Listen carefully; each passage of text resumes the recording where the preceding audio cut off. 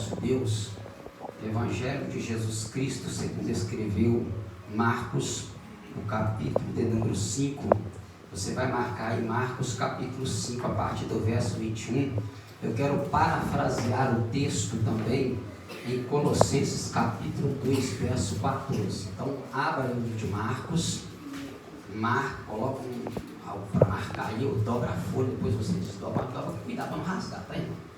Aleluia. E depois você vai para Colossenses 2,14. Aleluia, Jesus. Carta do apóstolo Paulo aos Colossenses, capítulo 2, verso 14. E depois nós vamos para Marcos 5, do 21 a seguir. Glória a Jesus. Eu pedi para você marcar Marcos primeiro, que é mais fácil, né, irmão? Aleluia. Glória a Jesus.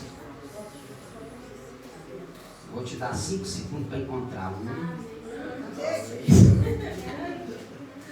Glória a Deus. Para descontrair, né, irmãos? Pode se guardar, né, para piscar direito. Colossenses capítulo 2, verso 14. Aleluia. Como você já marcou Marcos, então nós vamos ler o Colossenses primeiro, que está sendo o último texto. Você está procurando Marcos, já está marcado, é só virar aí o que você utilizou. Amém, meus queridos? Aleluia. Amém? Diz assim o texto. Sabe, você não encontrou, pega a carona aí com a pessoa que está do seu lado. Aleluia, glória a Deus.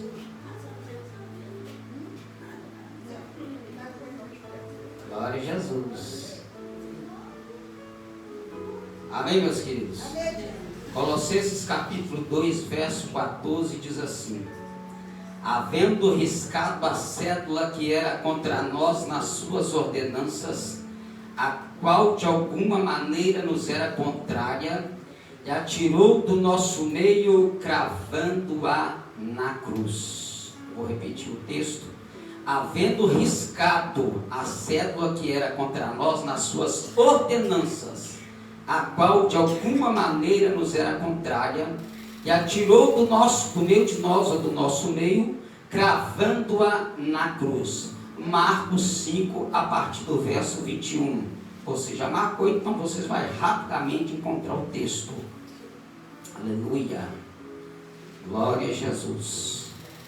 Marcos 5, 21 diz assim o texto sagrado: e passando Jesus outra vez num barco para o outro lado, ajuntou-se a ele uma grande multidão, e ele estava junto do mar, e eis que chegou um dos principais da sinagoga, por nome Jairo, e vendo-o, prostrou-se aos seus pés, e rogava-lhe muito, dizendo: minha filha está à beira da morte, rogo-te que venhas e ponha-lhe as mãos para que sare e viva.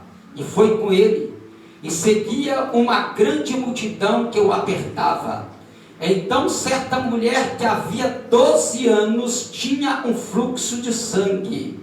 Então uma certa mulher que havia 12 anos tinha um fluxo de sangue, e que havia padecido muito com muitos médicos e despedido tudo quanto tinha, nada lhe aproveitando isso, antes indo a pior. Ouvindo falar de Jesus, veio por detrás, entre a multidão, e tocou na sua veste, porque dizia: se tão somente tocar nas suas vestes, sararei. E logo se lhe secou a fonte do seu sangue, e sentiu no seu corpo já estar curada daquele mal. E logo Jesus, conhecendo que a virtude de mesmo saíra, voltou-se para a multidão e disse: quem tocou nas minhas vestes? E disseram-lhe os seus discípulos: vês que a multidão te aperta e dizes: quem me tocou? E olhava em redor para ver a que isso fizera. Então a mulher, que sabia o que lhe tinha acontecido, temendo e tremendo, aproximou-se, prostrou-se diante dele e disse-lhe toda a verdade. E ele lhe disse: filha, a tua fé te salvou, vai em paz e ser curada deste teu mal. Estando ele ainda falando, chegaram alguns do principal da sinagoga, a quem disseram: a tua filha está morta, para quem falas mais o mestre? E Jesus, tendo ouvido estas palavras, disse ao principal da sinagoga: não temas, crê somente. E não permitindo que alguém o seguisse, a não ser Pedro, Tiago e João, irmão de Tiago. E tendo chegado à casa do principal da sinagoga, viu o alvoroço, os que choravam e muitos que pranteavam. E entrando disse-lhe: por que vos alvoroçais e chorais? A menina não está morta, mas dorme. E riam-se dele. Porém ele, tendo-os feito sair, tomou consigo o pai, a mãe da menina e os que com ele estavam, e entrou onde a menina estava deitada. E tomando a menina pela mão, disse-lhe: Talita cumi, que traduzido é: menina, a ti te digo, levanta-te. E logo a menina se levantou e andava, pois já tinha 12 anos, e assombraram com grande espanto. E logo a menina se levantou e andava, pois já tinha 12 anos, e assombraram-se com grande espanto. E mandou-lhes expressamente que a ninguém o soubesse, mas disse que ele desse de comer. E você pode se assentar glorificando e bendizendo o nome do Todo-Poderoso. Aleluia.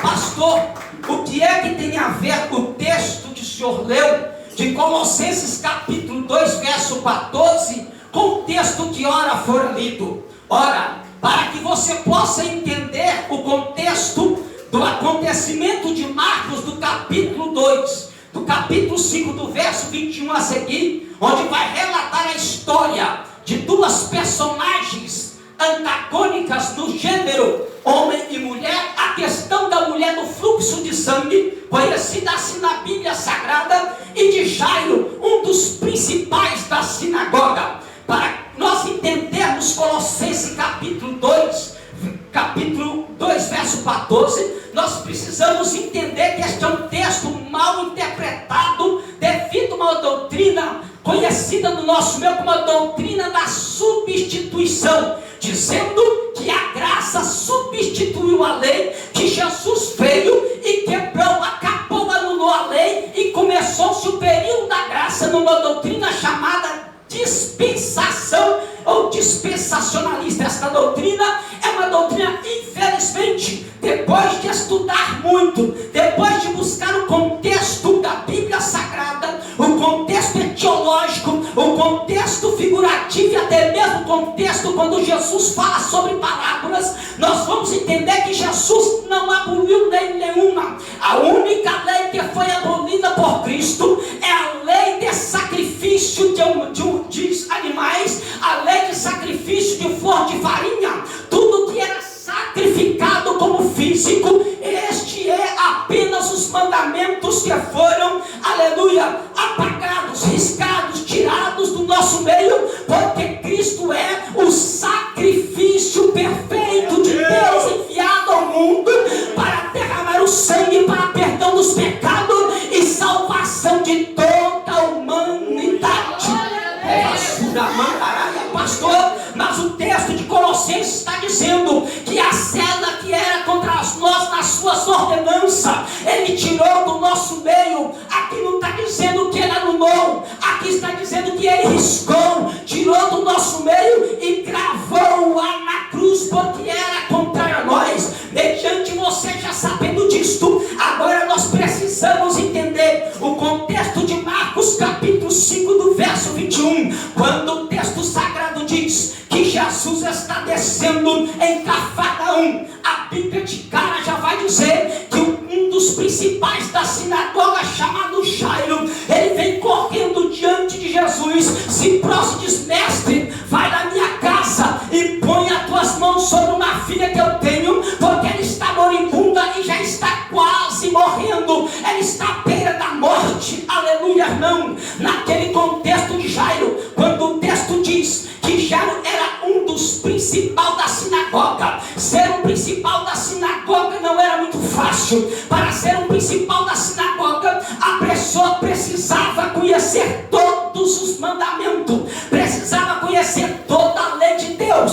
sem perder sequer uma vírgula de cada mandamento. Se ele, na hora do teste para se tornar um principal, hoje nos nossos dias políticos, que era quando Jesus era chamado dentro da Galileia, em Cafarnaum, em Nazaré de Rabi, de Raboni, estavam chamando Jesus de Rabino, que é atualizado no nosso termo de hoje. E este Jairo também, ele era um rabino principal. É ele quem fazia conhecer toda a nação, ou todo o povo do seu vilarejo, sobre a lei de Deus. Se por aventura algum rabino fosse passar um teste de rabinato e ele estivesse na fila, se ele se esquecesse de um mandamento, ele não poderia assumir o cargo de rabino principal. E Jairo passou no teste, e ele tinha que fazer o quê? Ele tinha que estudar toda a lei, de dia e de noite, não tinha descanso. Ele tinha que estar sobre a lei, sobre os mandamentos de Deus,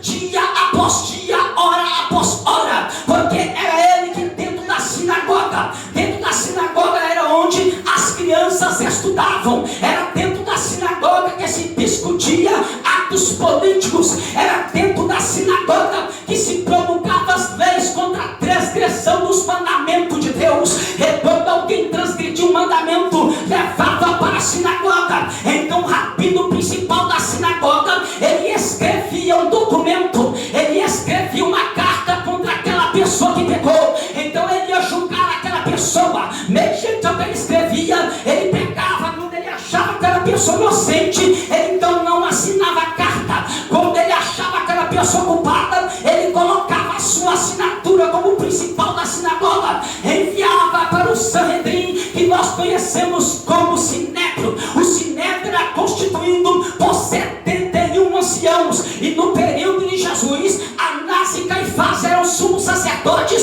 e cabeça do Sinédrio. Então quando aquele principal lavrava aquela carta contra a pessoa que pecou, contra a pessoa que transgrediu o mandamento, ele levava para o Sanhedrin. Quando chegava no Sanhedrin com a carta, quando o Sanhedrin lia a carta em voz alta diante de todo o povo, eles pegavam aquela carta, gravavam a carta na porta do Sanhedrin, porque o Sanhedrin, irmãos, ele era um tribunal de julgamento. Os rabinos escreviam a condenação, mas quem executava a condenação era o tribunal maior de Israel, conhecido como Sinédrio e Sanhedrin no original. E isto aconteceu na vida desta mulher. Quando nós pegamos a atitude do que aconteceu com esta mulher, a Bíblia vai dizer que há 12 anos ela padecia com fluxo de sangue. E segundo a lei de Deus, em Levítico, quando alguma mulher era cometida de um fluxo de sangue, ela não podia, aleluia, andar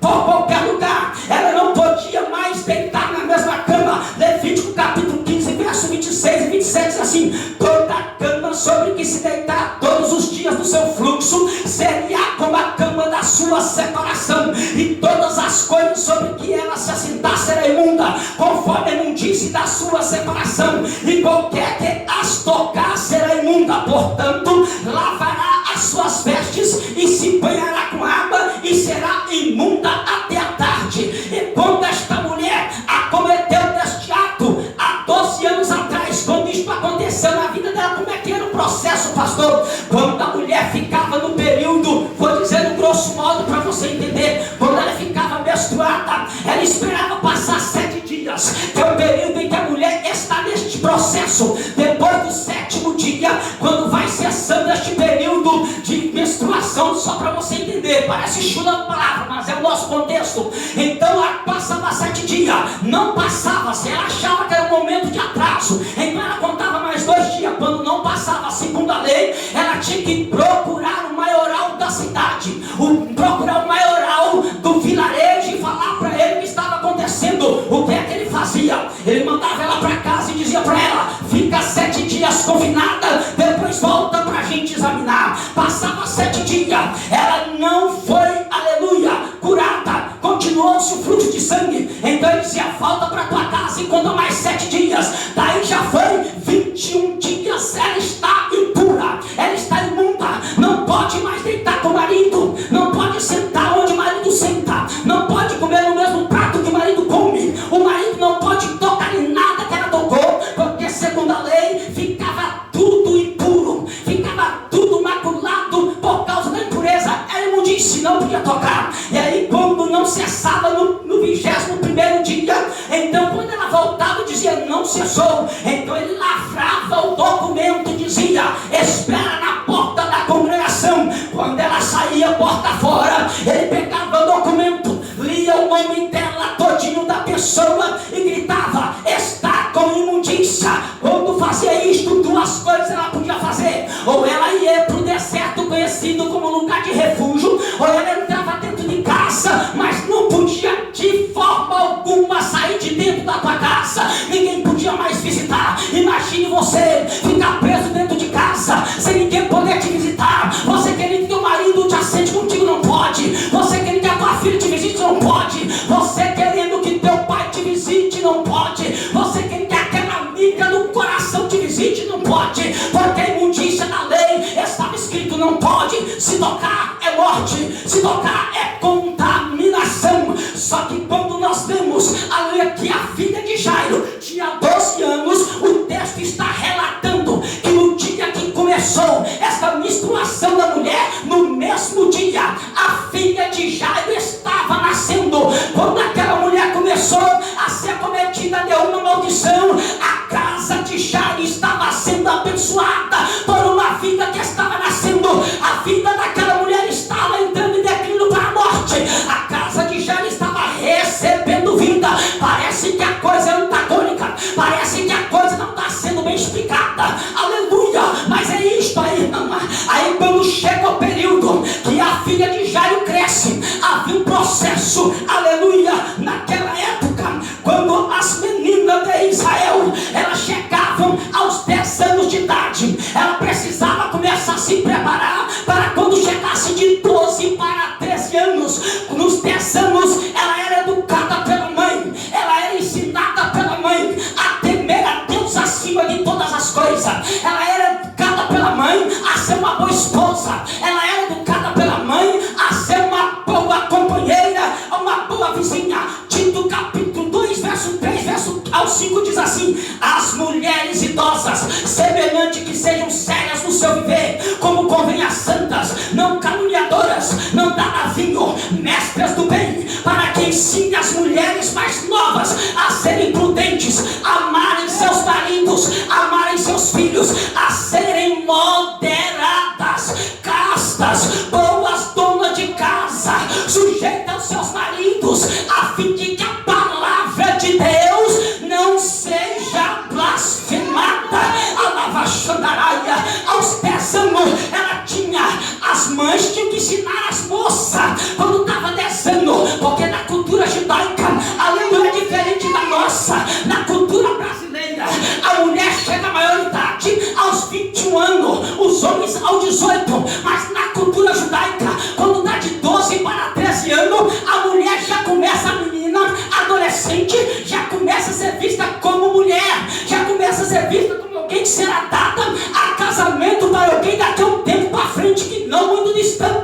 A lava xandaraia. Então havia uma expectativa. Aí quando ela estava 10 anos, a mãe ensinava, os pais começaram a se preparar para 2 anos para frente, para fazer uma grande festa, porque daqui a 2 anos ela vai fazer 12 anos, e aos 12 anos para 13 acontece o Bat Mitzvah. O que é isso, pastor?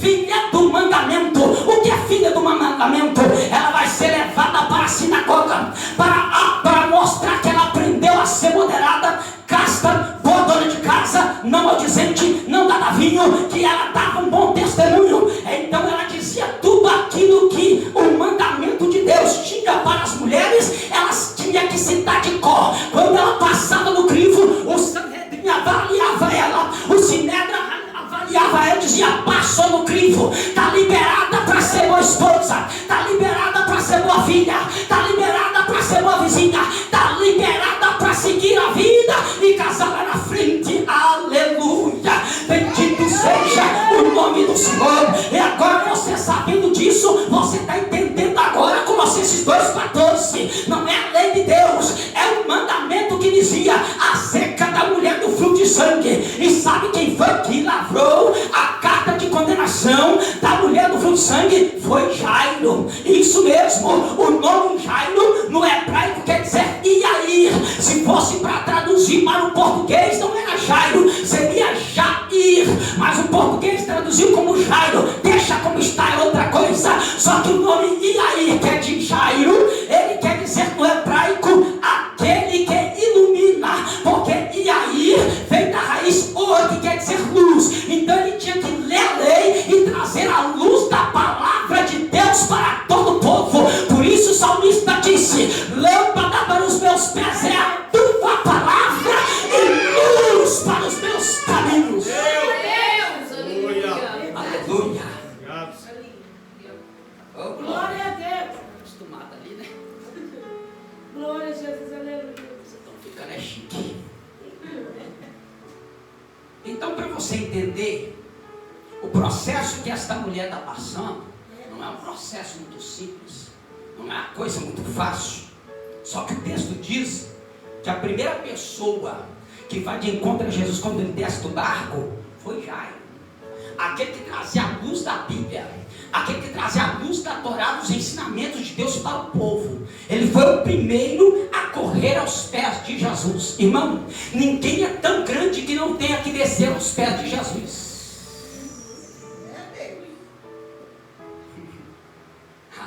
Eu sou pastor. Eu sou missionário. Eu sou presbítero. Eu sou missionária. Eu sou diácono. Ninguém é tão grande que tem que descer aos pés de Deus. Eu vi um pastor outro dia, eu fiquei até triste.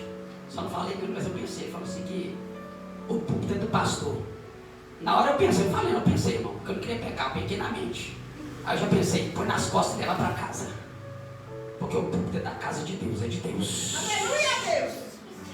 Púlpito não é de homem, é de profeta. É de atalaia. Aleluia. Ninguém é tão grande que não tem que descer aos pés de Jesus.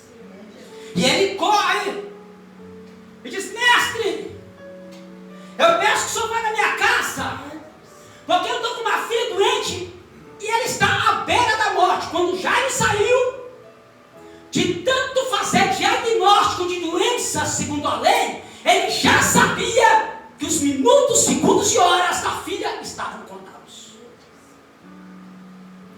Oh Deus! Grande Deus! E ele foi insistindo com Jesus. E a Bíblia diz que Jesus, após o ouviu, foi com ele e o seguia uma grande multidão.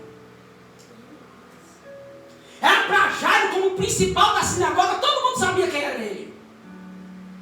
Dizia: epa, multidão, abre alas que eu quero passar. Eu sou o principal da sinagoga. Não, a Bíblia diz que ele foi com Jesus. Mas nada, aí é conjectura. Ele foi atrás de Jesus, mas foi calado.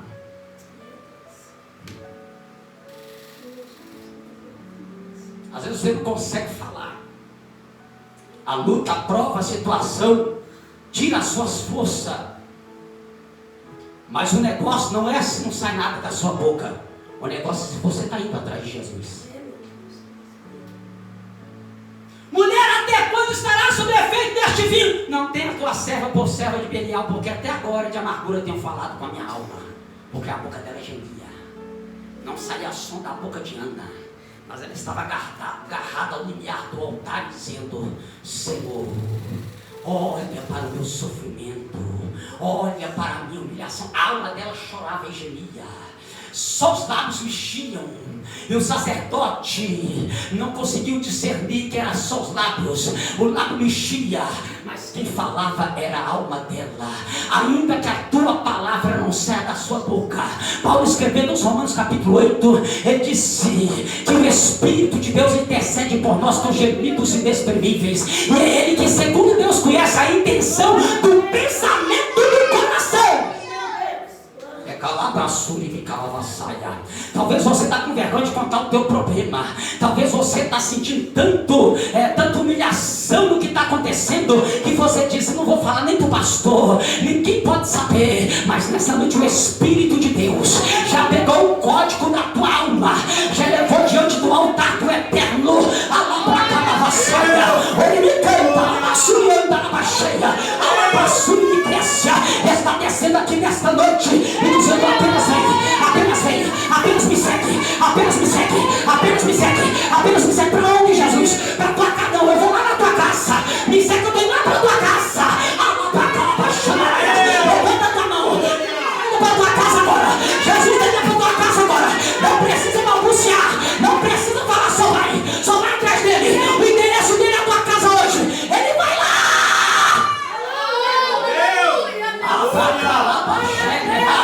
Lá pra canta, lava saia, orimiana, lava suricana, lava cheia, alaia surimiquécia, decanava suramento. Eu tô sentindo a presença, eu tô sentindo a presença.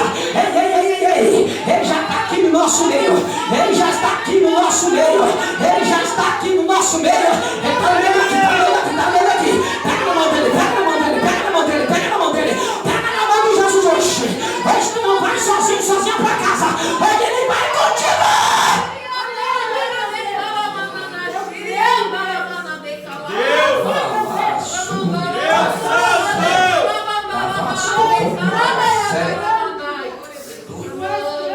O texto diz no verso 26 que a mulher gastou tudo quanto tinha, indo de mal a pior, a coisa não melhorou. Aí eu fui fazer umas pesquisas, uns estudos, que aproximadamente o que aquela mulher gastou em peso de moeda da época, se fosse somar hoje, ela teria gastado 800 mil reais e não teve sucesso. E detalhe, ela era casada. Imagine, o esposo acompanha a esposa de longe, não podia chegar de longe. Comida debaixo da porta, água no pé da cadeira. Imagina o sofrimento da família. Só que ela ouviu falar que Jesus, aleluia, estava passando por ela. Aleluia. Glória a Deus. Aleluia. Irmão, Jesus já estava no endereço certo. Casa de Air. Só que a mulher aparece no meio do trajeto. Aí você fica assim, mas peraí, fulano recebeu eu hoje até nada. Irmão, ele está no trajeto. Não perca a oportunidade de se aproximar dele quando ele vai para a casa do irmão ou da irmã. Porque a bênção diz respeito a todo aquele que nele crê. Ele diz que todo aquele que a mim vier, de maneira nenhuma eu lançarei fora. Claro que é nós que vamos a Jesus, mas ele disse: aquele que vem a mim, de maneira nenhuma. Aleluia, Jesus, eu fiz isso, fiz aquilo, fiz assado. Nenhuma.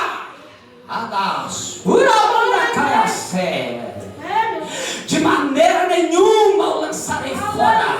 Apenas se aproxime dele. Arasto, que manda a série a face. E a Bíblia diz que a mulher vem, e ela já vem profetizando. Se fosse hoje, alguém ia dizer: mas fulano está doido, conversando sozinho. Ela veio conversando sozinha. Se eu tão somente tocar, ela não veio, não, com certeza não. Ela já veio, ela não gastou 800 mil, já não tinha mais nada. Era a última, ela foi pro tudo ou nada. Ela foi pro tudo, não tem mais para onde correr. Se me pegar na multidão, sem eu tentar a última chance, vão me apedrejar, porque a lei dizia assim: se fosse pega fora de casa ou fora do arraial, apedrejada até a morte. É o dia do encontro da morte com a vida. Ela não queria saber se alguém ia gritar: olha, imunda! Não, ela já foi profetizada: se eu tão somente tocar, eu serei.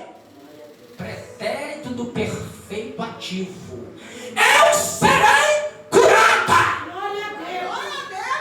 Será que eu vou ser? Será que eu vou receber? Será que vai acontecer? Ela diz: eu serei. O problema nosso é que a gente quer ver para crer. Ela já creu antes de ver. A Bíblia diz que o crente não anda por vista, mas por fé. Para de enxergar o problema. Creia no milagre do problema. Na solução do problema que está na mão de Jesus. Aí ela vem, arrastando entre a multidão e toca. Ela disse: eu somente toca, eu não quero pegar, amassar, eu não quero ficar palpando ele. Se eu somente toca, pode ser até na hora da veste, eu serei curada. Só que o texto que traduz veste, na nossa cultura a gente pensa, e quando agora o filme está até ajudando um pouco, trazendo um pouco da cultura da época, está até ajudando um pouquinho. Só que está faltando uns detalhes que os filmes, não é de Macedo, ainda colocou, ele está usando. Mas nos filmes ele não colocou não, ele está até usando. Ele não é judeu, então ele não congrega de sinagoga, está usando errado, porque ele não sabe nem para que serve. Ela não tocou, não foi nas vestes, irmão. Foi no talite. O talite era um chale de oração que Deus ordenou para todos os judeus em Números capítulo 15, do verso 37 a 40, eu não vou ler para a gente ganhar tempo. Deus ordenou que eles colocassem na orla dos seus mantos, dos seus talites. O talite era um chale de oração que ele jogava por cima da vestimenta, como se fosse uma toalha de mesa com 4 pontas. Aí tinha um jeito de enrolar e você jogava por cima. Nas 4 bordas, Deus mandou colocar 4 cordões azuis, simbolizando a providência dos céus. Em cada cordão tinha 5 nós. 4 cordões simbolizavam a lei de Deus, a Torá, que é Gênesis, Êxodo, Número e Deuteronômio. Os 4 primeiros livros da Bíblia, que nós conhecemos como Pentateuco, que no hebraico é Rumash. As 4 palavras da lei de Deus. E esses 5 nós simbolizavam a vida dos 5 evangelhos. E Deus disse: quando colocar na orla das suas vestes aqueles cordões, era conhecido como tzitzit.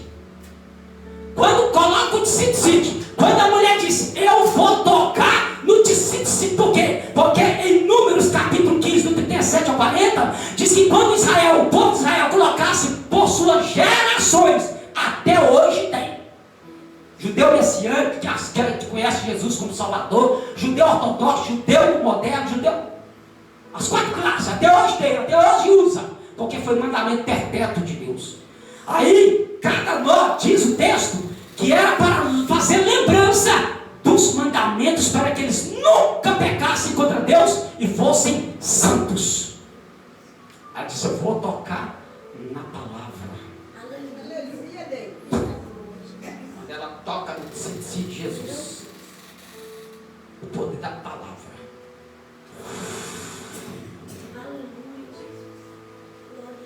foi entrando de fora para dentro. Entrou no interior do corpo dela, foi passando pelo sangue, foi passando por toda a estrutura óssea dela, foi entrando dentro do ventre, do útero dela, foi nas trompas, foi entrando e foi arrancando, foi secando aquele sangue. Eita glória. Aleluia. Secou-se como se nunca tivesse tido menstruação. Aleluia, meu Deus. Aí ela sentiu a virtude. E Jesus disse: opa! Parou! Quem me tocou aí? Ele disse: Senhor, o senhor está, é o sol, né? Está sol, o senhor não colocou o talite por cima, está sol, está todo mundo te apertando. Não. Quem me tocou, eu senti que de mim saiu virtude. A palavra virtude ali que o grego usou é dunamis, que é o poder de uma bomba. Quando ela tocou, uma bomba explodiu e destruiu a enfermidade dela. Porque ela conhecia a profecia, irmão. Pastor, tinha uma profecia rabínica no período de Jesus, que para identificar o Messias, que está em Malaquias 4:2, diz assim: mas para vós que temeis o meu nome, nascerá o sol da justiça, e salvação trará debaixo das suas asas, e saireis e crescereis como bezerro do Salvador. O Salmo 107:20 enviou a sua palavra e os sarou e os livrou da condenação. Isaías 53, o verso 5. Mas ele foi ferido por causa das nossas transgressões e moído por causa das nossas iniquidades. O castigo que nos traz a paz estava sobre ele, e pelas suas pisaduras fomos sarados. Ela conhecia a profecia, e os rabinos diziam que quando o Messias se manifestasse, ele ia trazer salvação, cura, libertação debaixo das asas dele. De Malaquias 4:2. Aí, mas não entendi. Por que, irmão? Isso é lindo. Porque a palavra asas aqui do Malaquias, falando do Messias, é canaferra. Canaferra significa orla ou borda. Entendeu, não? Ela tocou nas asas, na orla e na borda. Só que canaferra, que o português traduziu como veste, e nós já explicamos que é um tzitzit, esse canaferra, ela tem a raiz que é canafar, e canafar quer dizer ser removido, empurrado para longe. Vou repetir. Canaferra tem uma raiz que significa canafar, que quer dizer ser removido e empurrado para longe. Aleluia. Aquela mulher se aproximou com medo de ser apedrejada, mas foi na última tentativa. Quando ela tocou nas asas do canaferra de Deus, o canaferra chegou na enfermidade dela e foi empurrando para longe. Empurrando.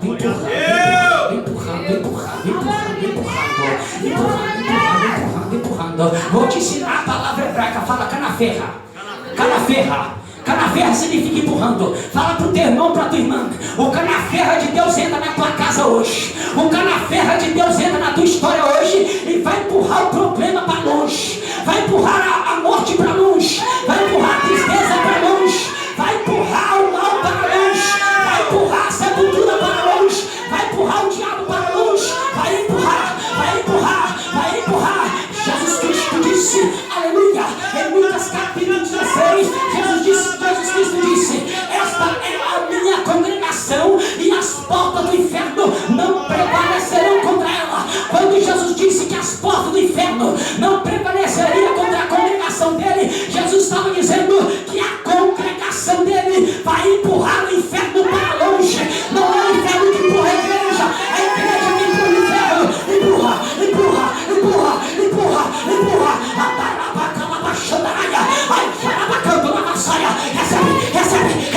Recebe. Ele está empurrando. A tua enfermidade vai sair agora. Ele está empurrando a enfermidade para longe. O problema vai sair agora. Recebe.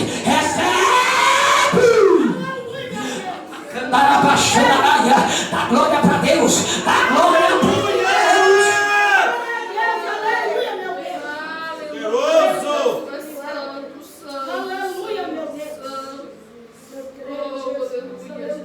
Vou encerrar. Quando ela toca nas asas do Messias, ela toca no canaferra. Aleluia. Aí ela começa, glória, a entender. E aí quando Jesus disse, irmãos, todo mundo sabia quem era ela. O nome dela estava no papel lá do Sanhedrim. O nome, o que tinha, quando começou e o estado que estava. Separada da sociedade. Aí a Bíblia diz assim, que logo secou a fonte do seu sangue e sentiu o seu corpo já está curada daquele mal. Aí eu acho que a palavra é curada, que o grego vai trazer para iatai. É a mesma expressão do aramaico que é tetsiat. Tetsiat quer dizer curar e reparar. Curar e reparar. Só que o Tetsiatai, ele tem uma revelação maior do que o Iatai do grego. Por quê? Porque o Iatai do grego fala que era curar e reparar. Mas o Tetsiatai do aramaico diz que é curar de uma doença física e espiritual. Por isso Jesus disse: a tua fé te curou. A tua fé te curou. Vai para ser curada deste teu nome. Porque a doença que ela estava passando quando começou se tornou algo espiritual. Porque não podia mais ir para a sinagoga, não escutava mais a lei de Deus, ninguém pregava mais para ela, ninguém visitava ela. E aí, como é que fica o psicológico da pessoa? Aquilo afligiu a alma dela. Quando o Yatai de Deus chegou, foi no corpo dela e... Eu não te disse que primeiro entrou? Quando entrou foi curando o corpo, quando saiu foi limpando a alma dela. Aí o texto diz que ela, temendo e tremendo, declarou para Jesus toda a verdade. Claro que ela contou: ó, Jesus, eu passei isso, veio esse aí, o Jairo, escreveu, ele tinha que fazer isso mesmo, ele escreveu, e o documento está lá. Ele já está olhando aquela situação, sabendo quem era a mulher. Aí chega alguém correndo e diz: Jairo, já era, incomoda mesmo mais não, sua filha morreu, acabou. Aí Jesus olhou e disse assim: Jairo, não temas, crê somente. Aleluia. Glória a Deus. Olha que lindo. Jairo, não temas, crê somente. Quem veio trazer a notícia não acreditava mais no milagre. E Jesus disse: creia somente, porque a menina não está morta, ela dorme. Porque é para o judeu, irmão, morrer é dormir. Ela morreu. Ele sabia o que Jesus estava falando, realmente ela morreu. Mas não acredita no homem que está falando.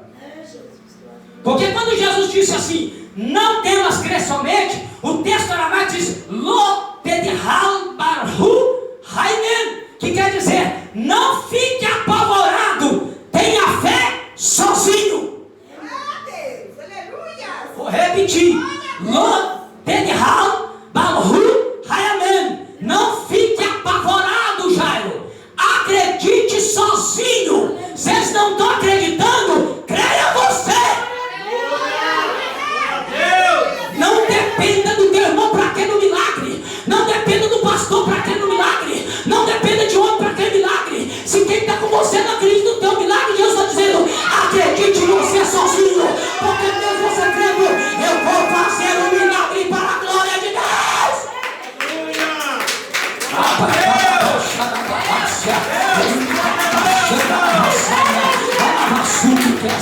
Amando na vassaia. Acredite, acredite, acredite, acredite. Não importa se ele não crê, não importa se ele não crê, acredite em você. Ah, minha esposa não está, meu esposo não está, minha filha não está, meu filho não está, não interessa. Se você está, acredite. Se você crê, acredite. Não vai dar certo não. Não estou nem aí para você. Eu acredito.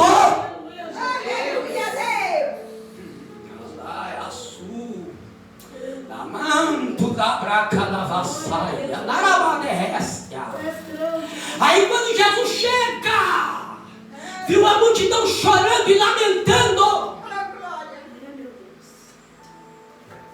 Aí a Bíblia diz que Jesus disse: ela está dormindo, ela não morreu. E eles riram de Jesus. A Bíblia diz que riram dele. Sabe o que ele fez? Pedro, Tiago, João, irmão Tiago, Jairo, pega a tua esposa aí, vem. E os que deram a notícia a Jesus, fecha a porta na cara deles. Ô pastor, que isso, pai? Jesus só vai chamar quem crê. Quem não crê, não vai nem ver, irmão. Quem está rindo de você que vem para a igreja, para os cultos, eu estou com pena dele. Estou com pena dele. Porque na hora que o teu milagre acontecer, ele vai ver. Você não vai precisar falar, ele vai ver. E a Bíblia diz que Jesus pega o pai e a mãe da menina, os que levou com ele, fechou a porta e disse: Talita cumi,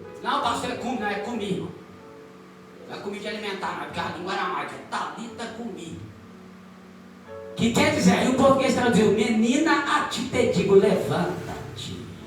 Só que a palavra comi, de levanta-te, ela quer dizer também realizado.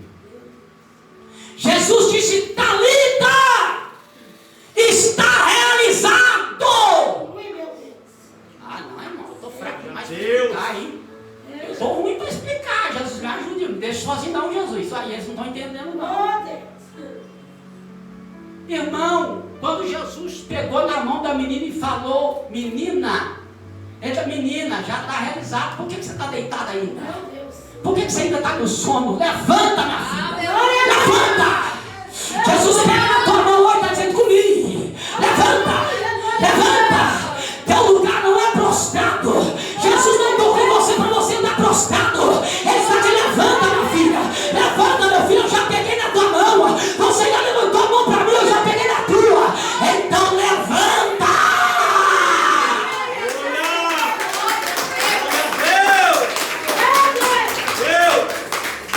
Olha aqui.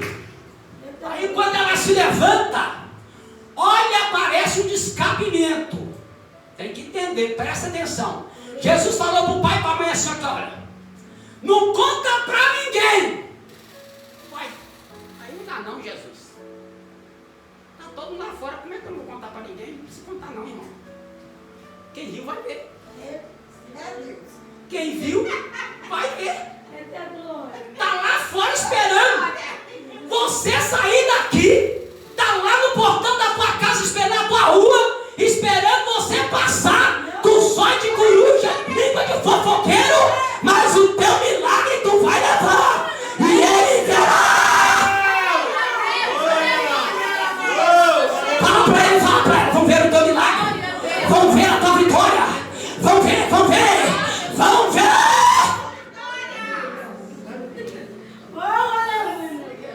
Aí Jesus diz assim, ó, dá ela de comer. É isso, pastor, eu entendi não.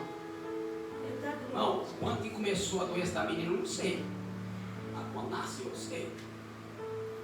Só que o tempo que ela ficou doente, tem doença, irmão, que tira a fome, tira o desejo, tira o paladar, tira o olfato, você perde o desejo, o prazer de comer. Tudo é ruim, o que entra, sai.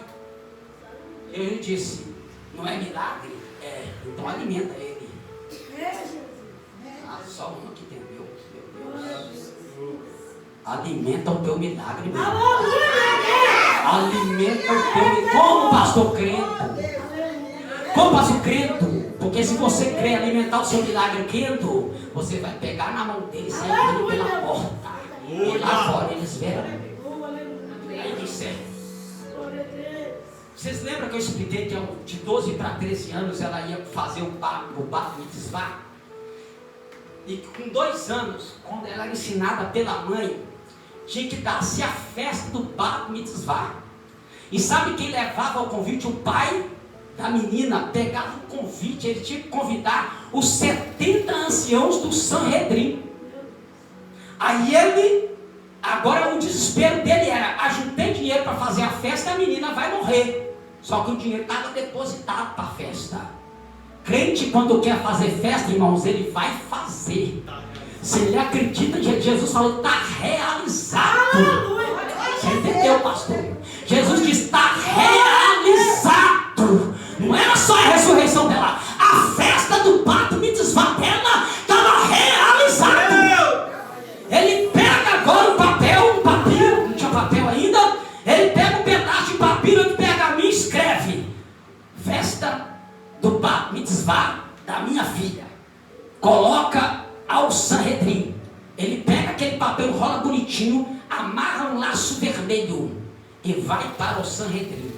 Só que tem um detalhe: o mesmo que escreveu o convite para o Sanhedrin é o mesmo que escreveu a carta de condenação para a mulher. Ele esqueceu da carta. E tem detalhe: a carta era fixada na porta até a pessoa ou ser curada, ou ser apedrejada, ou morrer da doença. Aí o que ele fazia se ela fosse apedrejada, se ela não fosse curada? O que ele tinha que fazer? Ele tinha que ir lá no Sanhedrin, chegar na porta, pegar o pincel dele e no nome dela, na condenação dela aí, estaca e riscando a cédula que era contra nós nas suas ordenanças. Cultura judaica. Ele esqueceu. A mulher foi para casa feliz, ele feliz. Ele assina o documento de convite e vai rindo para o Sanhedrin. Quando ele chega assim, ó, olhando. Aí já é conjectura minha, tá? Só para você entender. Porque ninguém podia tocar, só ele. Foi ele que escreveu. Aí ele chega, ele vem alegre. Vai ter o bar mitzvah, minha filha. Aí ele chega na porta e fala assim, ó. Sem olhar. Isso é conjectura minha, tá? Só para a gente entender onde que a coisa chegou. Ele bate na porta sem olhar. Quando ele espera Anás e Caifás abrir a porta do Sanhedrin, que eram os maiorais do 71, ele levanta a cabeça, porque ele não podia olhar para o sacerdote, irmãos, assim, não. Tinha que olhar no olho do sacerdote. Aí quando ele levantou o olho, esperando a porta abrir, o documento da mulher. Ele pega o convite, coloca no tzitzit dele, arranca, Aleluia. Glória a Deus. Aleluia. rasga tudo. Aleluia. Glória a Deus. Tu és santo. Quando eles abrem a porta, porque o maioral do Sanhedrin, ele não podia abrir a porta e fazer assim, porque alguém poderia furtar o documento do maioral da sinagoga, e ele não ia saber se a pessoa foi condenada ou se ela foi absolvida. Então, se alguém tirasse, ele não saberia. Então, ele tinha que, toda vez que ele abria a porta, ele não abria olhando para a pessoa, ele abria procurando o documento. Quando ele abre procurando o documento, cadê o documento? Aí, em vez de Jairo levantar o documento para ele está pisando na condenação que era da mulher, e em breve o Deus de paz esmagará Satanás debaixo da planta dos vossos pés. Era contrário. Aí ele levanta o convite e diz: vem para o bar, vem para a festa. Aí ele pergunta: mas cadê o documento? Já foi arrancado e cravado, pisado, anulado. E a história é essa: não haverá morte, não haverá condenação, porque havendo Jesus tirado o que era contrário à nossa natureza, ele cravou na cruz. Não é a lei não, irmão, é o que era contra, é a condenação. A lei tem que ser cumprida, o mandamento tem que ser cumprido, mas a condenação do mandamento, ninguém mais morre por apedrejamento porque adultera. Agora, se blasfemar contra o Espírito de Deus, cuidado, aleluia. Mas tudo a lei consuma na pessoa de Cristo. Ele consumou a lei não para ser desfeita, mas para ela ser cumprida, para ela ser praticada. Mas a ordenança da morte, onde está, ó morte, a tua vitória? Onde está, inferno, o teu aguilhama? Aleluia. O aguilhão da morte é o pecado. Alabaxanda, alabaçaia. Mas a Bíblia Sagrada diz que Jesus disse: onde está, inferno, a tua vitória? Porque a morte foi tragada na vitória. Se coloque sobre os seus pés e vamos orar. Alava sua manto, lava cheia, orienta lá para cá, lava. Eu estou sentindo nesta noite, se você acreditar,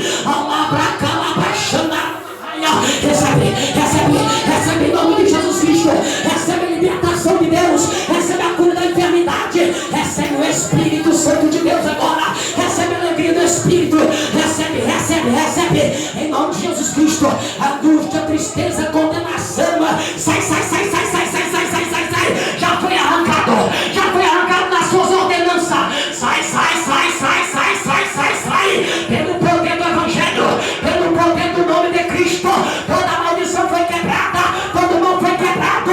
Bruxaria, feitiçaria, macumbaria, sai, sai, sai, sai, sai, sai, sai, sai, sai, sai. Sai toda maldição da casa, sai do casamento, sai do emprego, sai da escola, sai da faculdade, sai da família, sai da saúde. Sai, sai, sai, sai, sai, sai, sai, já foi arrancado. Ele tomou sobre si as nossas dores e pelas suas pisaduras fomos sarados. Mas para vós que temeis o meu nome, nascerá o sol da justiça e salvação entrará debaixo das suas asas. Ele vai